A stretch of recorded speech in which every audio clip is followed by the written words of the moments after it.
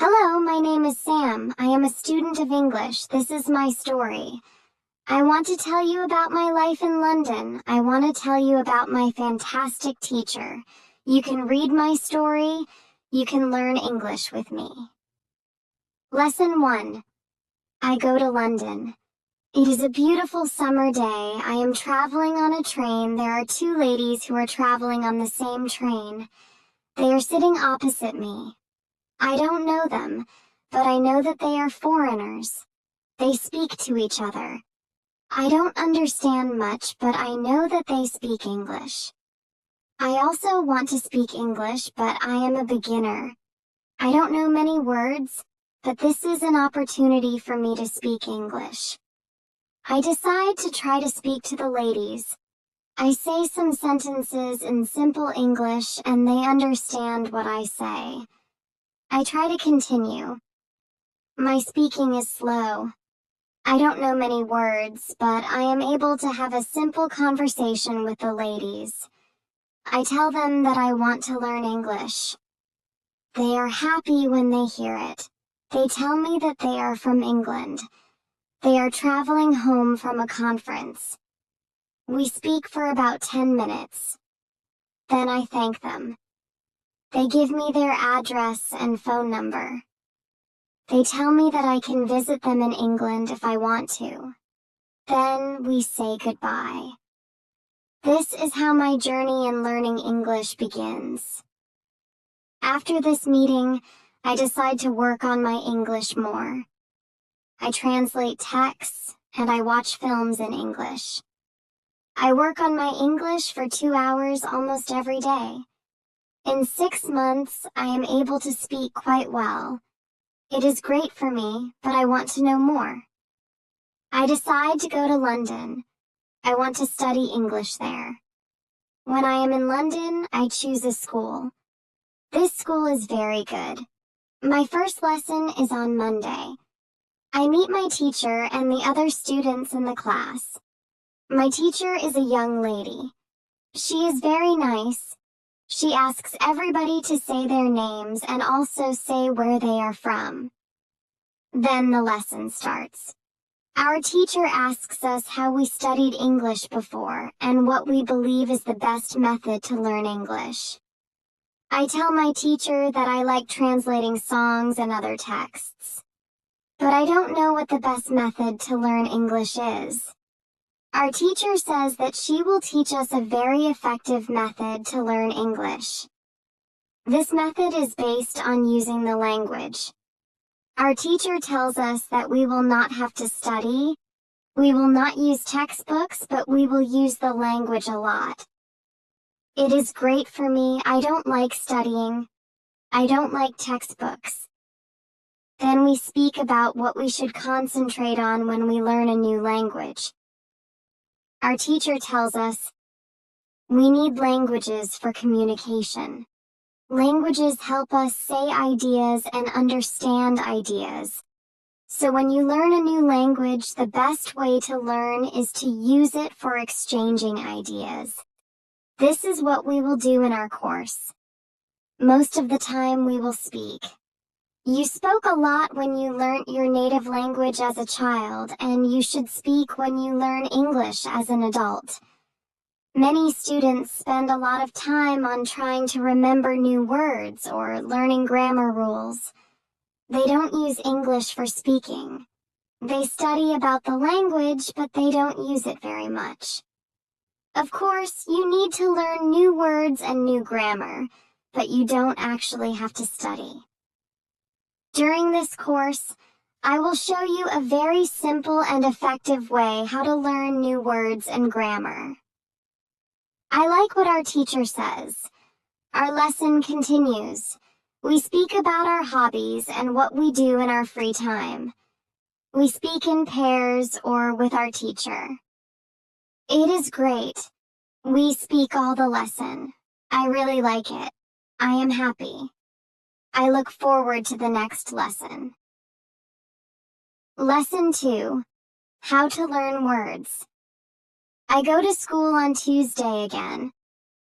One of the students asks a question which is interesting for me.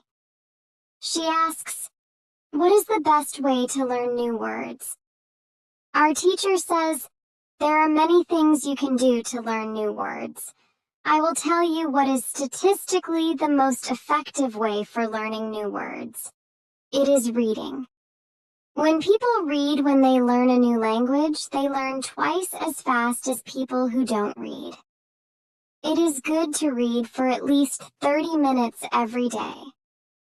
I want to show you what you should do if you want to get the maximum profit from reading. First, it is very important that the book or text which you read is interesting for you. It is important that you enjoy reading. The book can be a nice story, or it can have some useful information for your job or your hobby. Don't read a text which isn't interesting for you. It is also good to read a text in which you know most of the words. When you don't know many words, you can get frustrated. You always want to enjoy everything you do while using English. It is good to choose a text which is interesting and also okay for your level. When you read the text and you see a word which you don't understand, you take a dictionary and you look at the word in the dictionary. Then you continue reading. You don't have to write the word anywhere. You don't have to make a list of new words. You don't have to try to remember the word.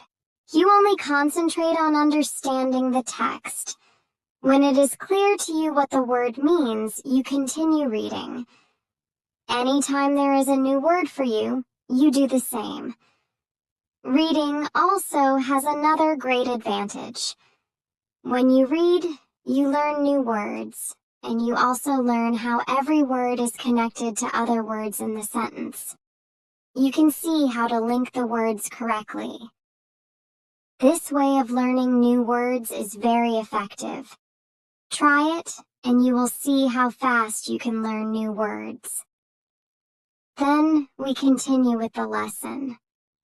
We speak about the situation in England and about the best jobs for students. This is good for me, because I want to have a job.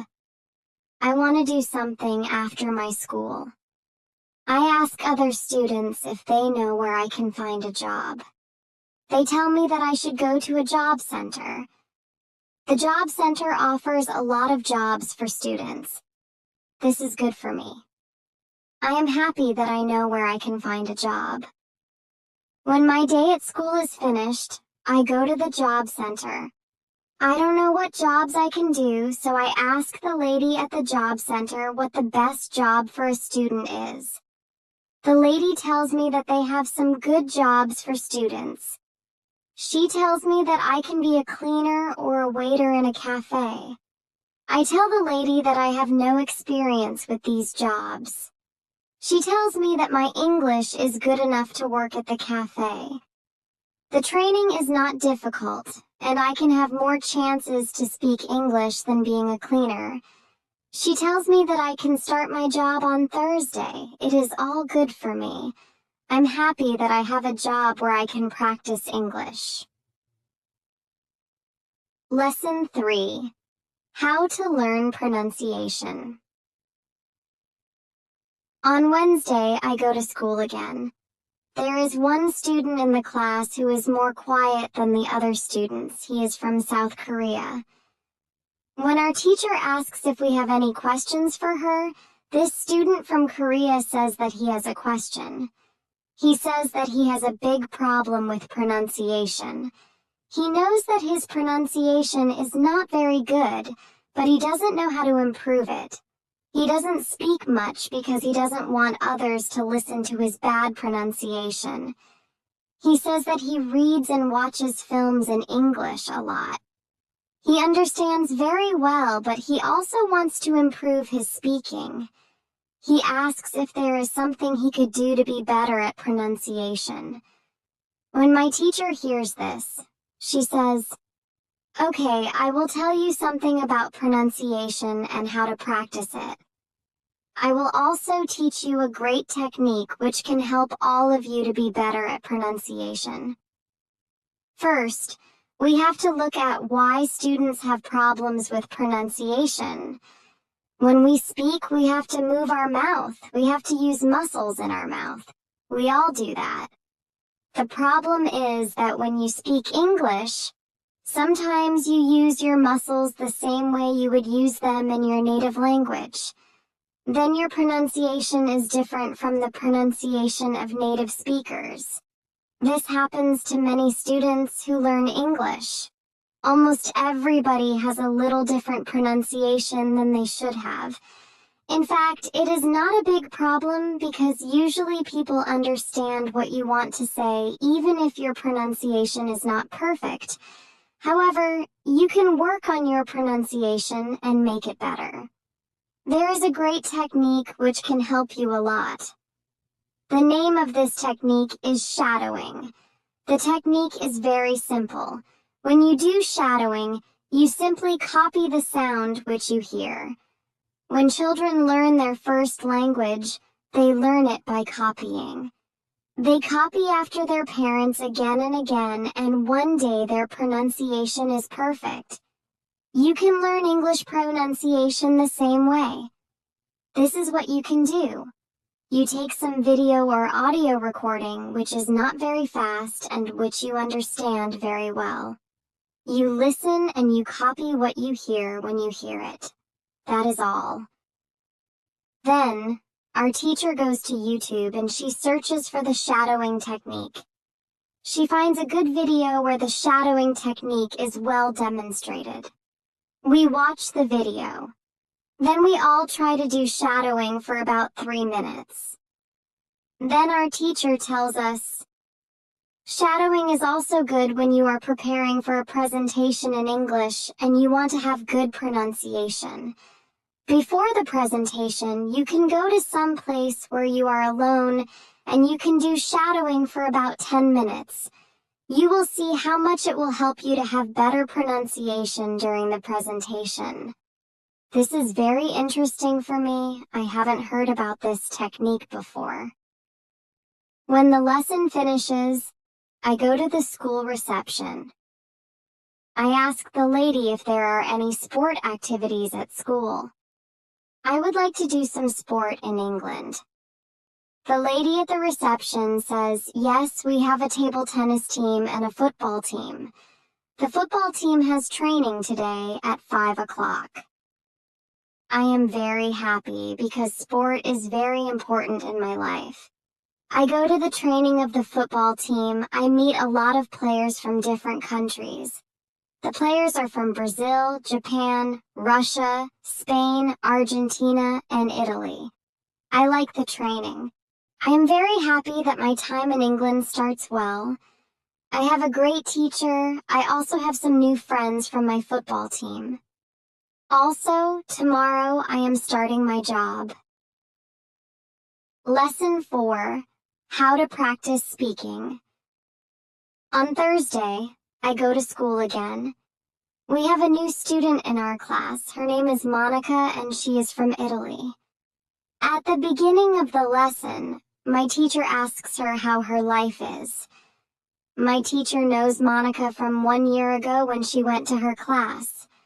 That was a class for beginners and it was only for 2 weeks during summer holiday. When Monica speaks, her English is beautiful. Her pronunciation is very good and she is very fluent. My teacher is very happy and she asks Monica, "Where did you learn English so well? You speak very fluently. What school did you go to?" Monica replies, "I didn't go to any school. I learned English at home. I used the advice and techniques which you taught us last summer. I did a lot of reading, shadowing, and thinking aloud. I tried to think more in English than in Italian. This is how I improved my English. The 2 weeks I spent last summer at your class helped me a lot. You showed me the way. I knew exactly how to work on my English every day. That's why I wanted to go to your class again because 1 year ago, I was a beginner, and now I can speak English. I want to learn from you again." My teacher is very happy when she hears these words. She thanks Monica for sharing her experience. It is all very interesting for me. I already know about the importance of reading. I also know the shadowing technique. However, Monica also speaks about thinking aloud. I don't know what it is. So I ask our teacher, what is thinking aloud? Our teacher says, it is a very simple and powerful technique. You have to have a strong motivation to learn English if you want to benefit from this technique. It is also good to know that for some people this technique is a little bit crazy. However, when you start to think aloud, your English can improve very fast. I say, I have a strong motivation. I don't care if the technique is crazy. If it helps, I want to learn it. Can you teach us this technique? Okay, it is actually very simple. You usually think in your native language all day, every day. It is normal. Now, you can start to think in English instead of your native language, and when you start thinking in English, then you can think aloud. It means that you actually say aloud what you think. It is all. I say, it looks very simple. You said that it is a powerful technique. Why is it powerful? Our teacher says, maybe you can ask Monica. She has used this technique for a year.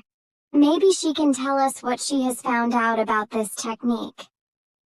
Then our teacher asks Monica if she is willing to speak about her experience with thinking aloud. It is no problem for Monica. She says, when I started with this technique, it wasn't easy. I started with very simple sentences. For example, I can speak English. It is good that I can speak English. I want to be better. I need to practice every day. I don't know many words, but I can use these words well. I can express my ideas with these words. I can do this. This is great. The sentences were really simple. I realized that sentences that I thought in Italian were long and complicated. I wasn't able to say in English exactly what I was saying in Italian. I had to find a simpler form.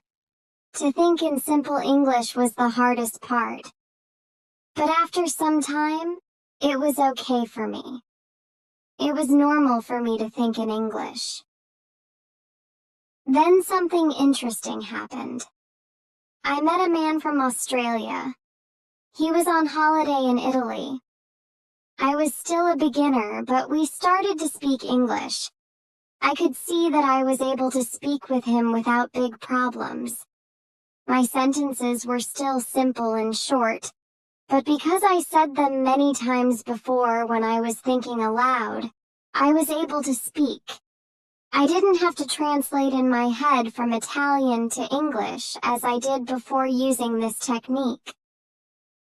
After the meeting with the man from Australia, I started to use thinking aloud even more. This technique helped me a lot. It improved my ability to express my ideas very much. I still use it every day. It is really a powerful technique.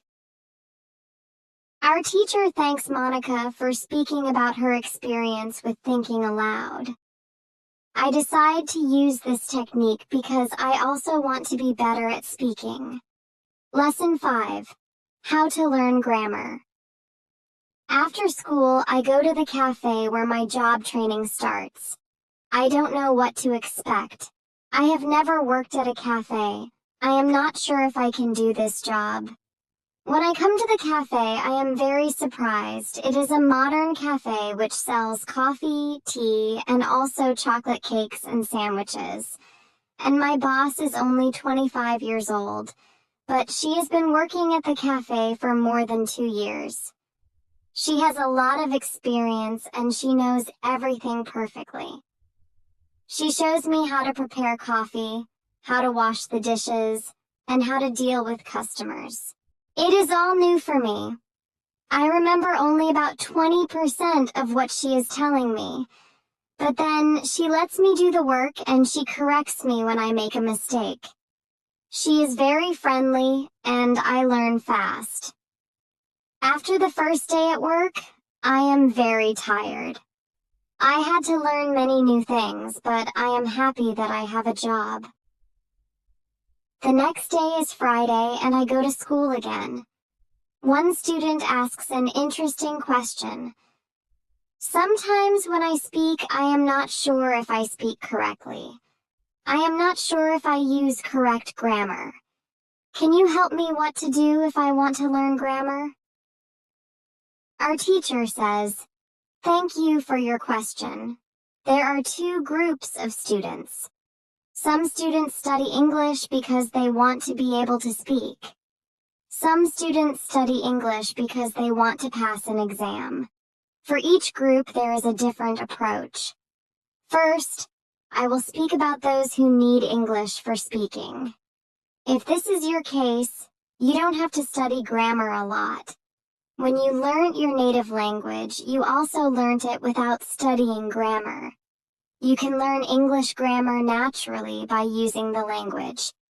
The best way to learn grammar naturally is by reading a lot. Books are written with good grammar. When you read, you will learn grammar in the context of the whole sentence.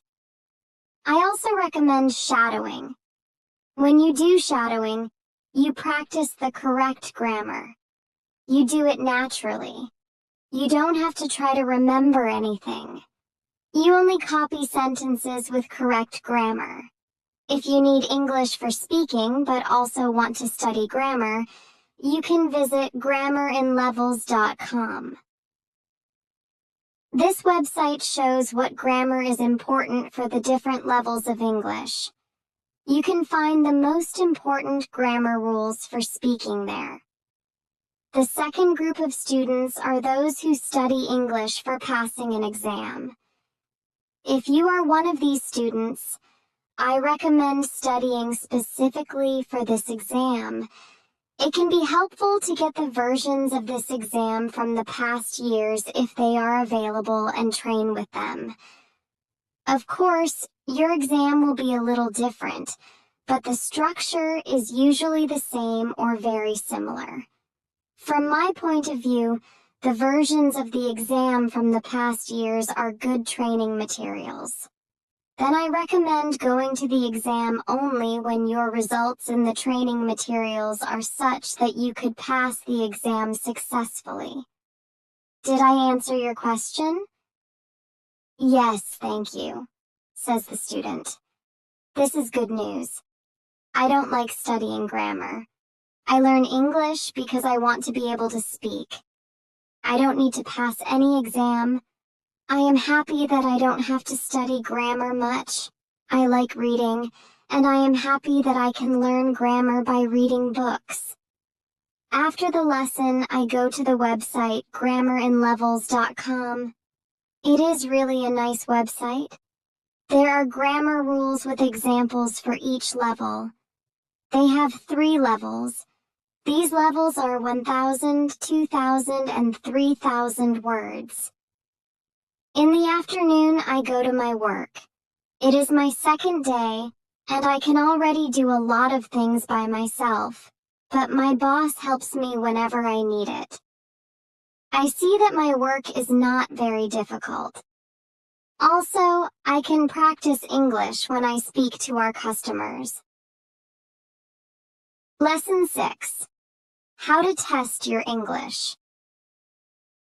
It is Monday again, and I go to my school. Our teacher asks us what we did at the weekend. I say that I was at work on Saturday. I say that I can already do my work quite well. I say that I am happy when I can speak to our customers. When I speak, one of the girls in the class asks me, "What happened to your voice? You sound very different from what we heard last week. Your pronunciation is very good." I smile and I say, "Thank you. I tried to do shadowing on Saturday evening after my work and the whole Sunday.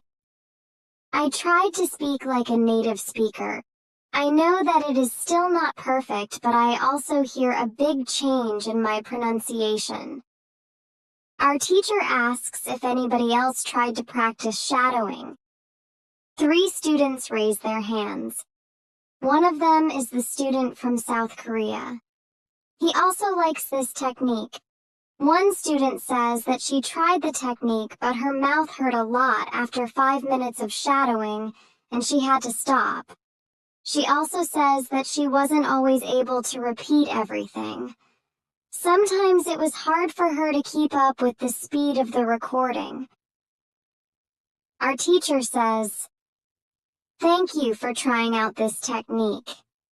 If you do shadowing for the first time and your mouth hurts after 5 minutes, it means that you are doing it correctly. Your muscles need to be trained to this new way of speaking.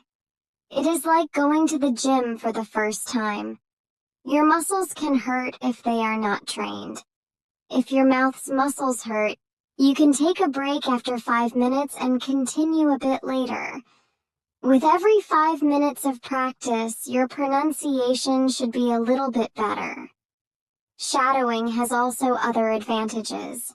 You practice the correct pronunciation in English, and you also practice other things such as intonation, rhythm, and connecting words in whole sentences. I know that at the beginning, the recording can sometimes be too fast. If this happens, you can repeat only the first or the last word in the sentence. With practice, you will be able to repeat more. I say that it is true. On Saturday, when I started with shadowing, it was quite difficult for me. But on Sunday evening, it was quite easy to repeat what I heard. Then I have a question for our teacher. I tell her that I looked at grammarinlevels.com. The website is interesting, but I don't know what level is for me because I don't know how many words I know. Our teacher asks other students if they know how many words they know in English. It is interesting to see that nobody knows. We know that we are intermediate students, but we don't know how many words we know. Our teacher says, "There is a website for people who study foreign languages. You can do a test there. You can see how many words you know. The test has only 2 steps, and it is really simple. The name of the website is testlanguages.com.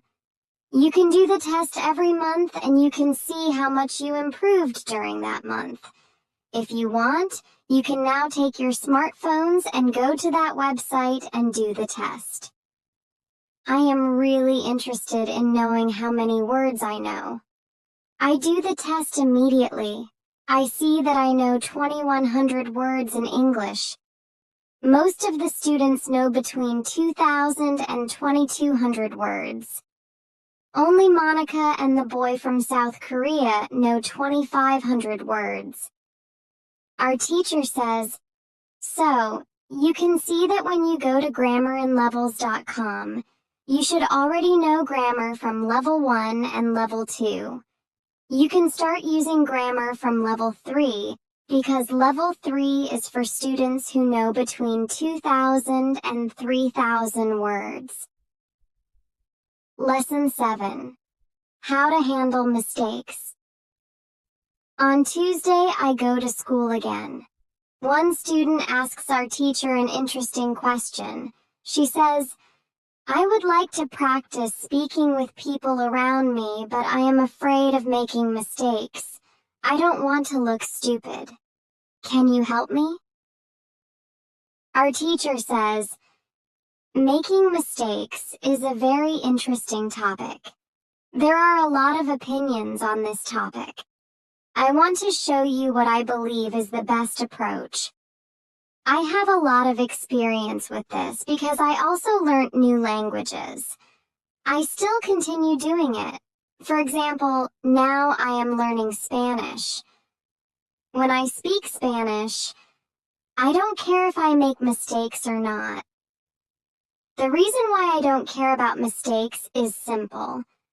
When I learnt my native language, I didn't care about making mistakes either. So why should I care now?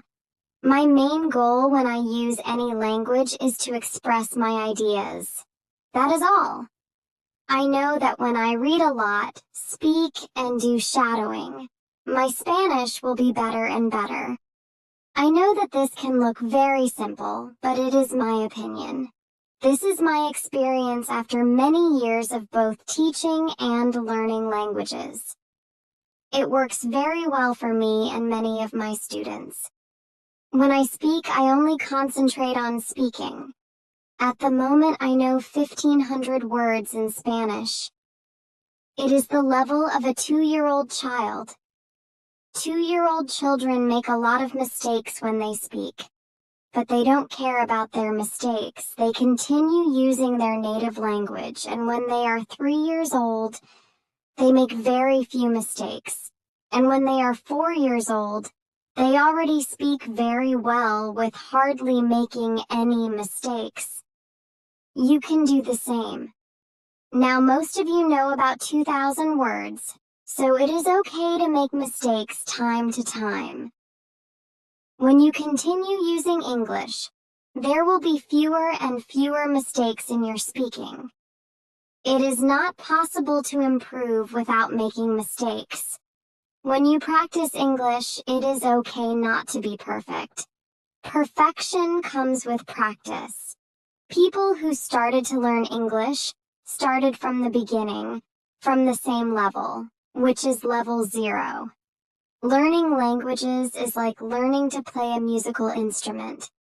It needs to be trained.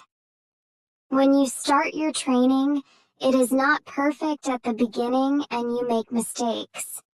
It is normal. Take it as a necessary part of your learning process. If you didn't go through this period of making mistakes, you could not get to higher levels. When you continue to do what you want to learn, the mistakes will gradually be eliminated. If you want to make fewer and fewer mistakes, do a lot of reading and shadowing. When you read, you can read aloud. It can also help you make fewer mistakes.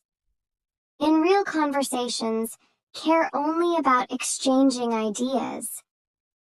Don't care about making mistakes. When you speak, you practice changing your thoughts into words. You don't learn grammar or words. You have other activities for that. Don't worry. Everybody who learns a foreign language makes mistakes from time to time, even famous people, bosses of big companies or politicians. When you listen to these people on TV, you see that they don't care about mistakes. They care about what is important, and that is expressing their ideas. You can do the same. Does it make sense? The girl says, "Yes, thank you." Lesson 8, How to Remember Words. On Wednesday, I go to school again. At the beginning of the lesson, one student says, "I started to read more. I feel that it is good for me. I can see how my grammar is better, but I have a problem. When I read, I look at a new word in a dictionary. Then I continue reading. Sometimes when I see the same word again only 10 minutes later, I don't remember the word, and I have to look at it again. Can you help me to remember the words better?" Our teacher says that it is an interesting question, and she gives this explanation. It is absolutely normal that you don't remember the new word immediately. Usually you will have to look up the word 5 times before you remember it. There will be also words which you will have to look up 10 or 15 times. These words are usually verbs. When we learn a new word, the word goes through phases. Only when you achieve the last phase, you remember the word very well. There are 5 of these phases. Let's have a look at them. The first phase is the moment when you see the word for the first time, and you don't know the word. You look it up in the dictionary. The second phase is the moment when you see the word which you already looked up in the dictionary or heard or saw it in the past. You know that you saw this word before, but you still don't remember its meaning. You look at the word again. The third phase is the moment when you see the word again and you feel what it could mean, but you are not sure. For example, you know that the word is some kind of object or some animal or a verb. The fourth phase is the moment when you already know what the word means when you see it, but you are not able to recall the word when you want to say it. When this phase happens, the word is in your passive vocabulary. The fifth phase is the moment when you are able to use the word when you speak. Now you can see there are 5 phases altogether. Do you understand now why it is not possible to remember a new word when you see it for the first time? You would have to jump across all the phases with the first encounter with the word. You have to see or hear every word several times and let it go through all the phases until you get to phase number 5. You can be happy not only when you learn a new word perfectly, but also when you get from one phase to the other. When it happens, you are closer to the final goal, and it is to use the word without problems in everyday communication. All of this is interesting to me. I didn't know about these phases, but it is all logical. It also happened to me that I looked up a new word in the dictionary, but 2 minutes later I didn't know what the word was, and I had to look it up again. I felt stupid that I didn't remember the word. Now I know that it is absolutely okay not to remember the word forever when I see it for the first time. I need to see the word many times before I can use the word well. After school, I go to my football training. Our coach tells us that there will be a match on Saturday. The school team will play against another school team from Cambridge. Our coach tells me to come and play for the school team. I am very happy and I am looking forward to this Saturday match. Lesson 9. How to improve listening. The next day, I go to school again. One of the students has an important question. He wants to know how to improve his listening skills. He wants to know what the best system is. Our teacher says, "Thank you for your question. Good listening skills are very important for communication. If you don't understand what people say, it will be difficult for you to speak with them. There are a lot of materials on the internet for students of English. Some students can have a problem to choose the right listening materials for them. Let's have a look at what you should listen to. There are 2 types of materials which you can listen to. You can listen to some audio or you can watch a film. These are quite different materials and different rules apply to them. When you listen to some audio, you should know 95% of the words or more. If the audio has a lot of new words, read the text first if possible and make sure you know all the words. When you practice listening, you practice getting information from a spoken language. You don't try to learn new words. Of course, sometimes you can learn new words, but it is not the main goal. When you listen, concentrate on getting information from spoken English. It is important to use materials at your level of English. For example, you can use books in simplified English which contain an audio recording. I really recommend these books to you. They are fantastic because you can choose a book at your level of English. When you have such a book, read the book first and then listen to the recording at home or when you travel. You can read 2 great books at RobinsonCrusoeInLevels.com or The Little Prince in Levels.com. You can also visit newsinlevels.com if you like listening to the news. All these materials are in 3 levels of English. The second type of materials for listening practice are films and videos on YouTube.com. These are also great. You can start to use them when you know 2,000 words in English or more. This is what you should do with a film. Watch it for the first time with subtitles so that you know what the film is about. Then watch the film without subtitles. If you like the film very much, you can watch it more than once. When you watch one film many times with every view, you will understand more. It is also good to watch videos on the internet about interesting subjects. For example, if you like nature, you can watch documentaries about nature. You can also watch reality shows. Reality shows are much easier to understand than films or documentaries because the structure of the show is usually the same. It is necessary to have at least 30 minutes a day of listening. The more you listen, the faster you will understand more words. When you listen to English materials, you should always look at what you already understand, even if it is just 10% at the beginning. It is very easy to demotivate yourself when you see what you don't understand. Look at what you already know. Be happy for every new sentence you have understood.